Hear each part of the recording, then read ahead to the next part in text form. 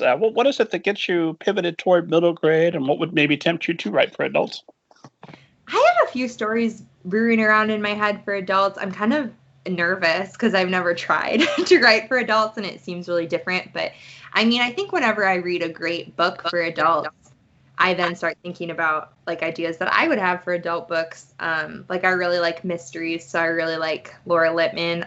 Okay, that's a lie. I don't really like mysteries, but I do really like Laura Lippman. Like she's the mystery writer I like. All of a sudden I was like, oh no, he's gonna ask me what other mystery writers I like. None, but I like Laura Lippman. So like, No, none of that. None of this so-called mystery. Yeah, I'm not a mystery poser here, but I like her. And I just think her prose is really, really beautiful. And so when I like read her books, I'm always like, oh, I should write an adult novel.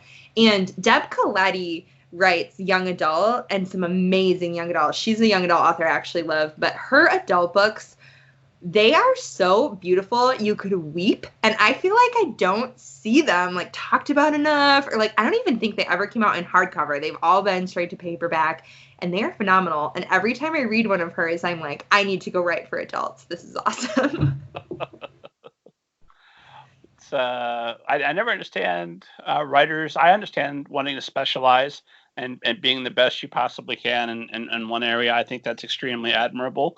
But I have so many different types of stories that even when I say that, yes, I write horror stories for adult readers. Yeah, there's some horror in there, but that's just an aspect. There's also a bit of romance. There's a bit of mystery, intrigue. I want to write it all. Yeah. That was my original bucket list, was let me write a story in every genre before I'm done.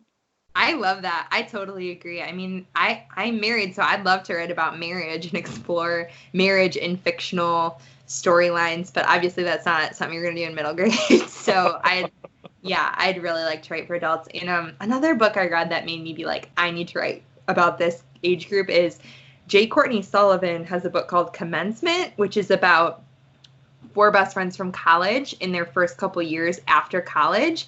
Like that age group is not written about very much. I feel like it would fall into that old idea of new adult that really flew away. And that's such a fun, interesting age group where so much is going on in people's lives. I'm like, man, I'd love to write a story about people right out of college.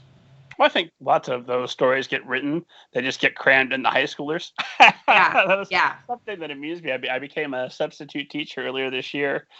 Before now, of course, I'm not doing it because of the quarantine. Now I'm homeschooling. That has its own set of challenges. But when I went back to teach it for the teens, it would immediately struck me like, oh, a lot of YA writers are full of it.